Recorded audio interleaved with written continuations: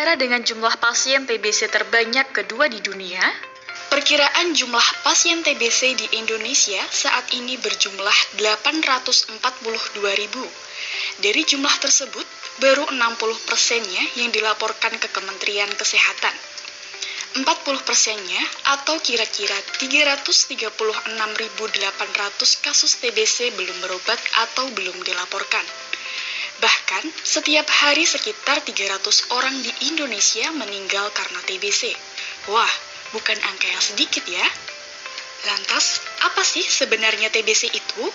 Tuberkulosis, sering disingkat TB atau TBC, adalah penyakit menular langsung yang disebabkan oleh kuman TBC, Mycobacterium tuberculosis. Kuman TBC hanya dapat dilihat dengan menggunakan mikroskop, yang terlihat berbentuk batang dan sifatnya tahan asam. Oleh karena itu, kuman TBC sering disebut sebagai bakteri tahan asam. Kenapa sih TBC ini masih menjadi masalah besar di Indonesia?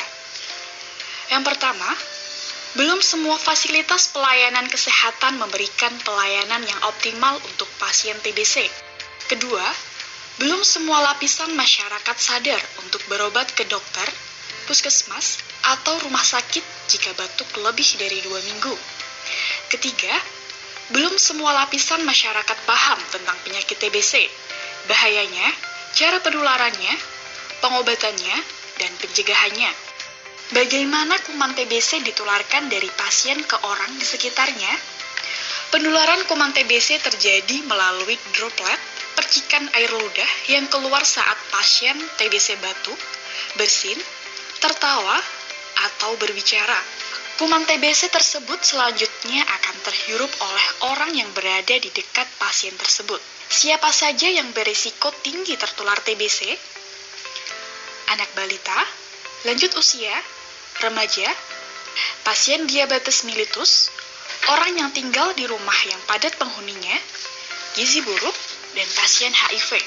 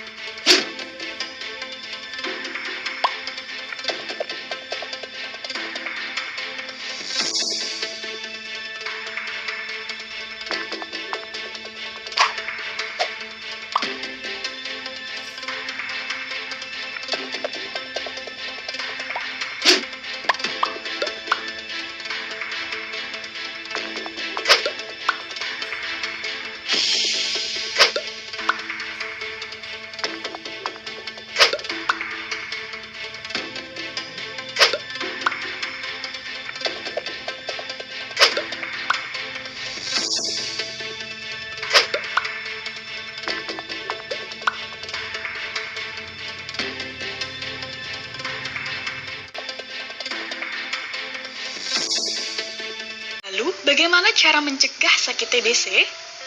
Salah satunya dengan vaksinasi BCG yang diberikan pada anak umur 0-3 bulan.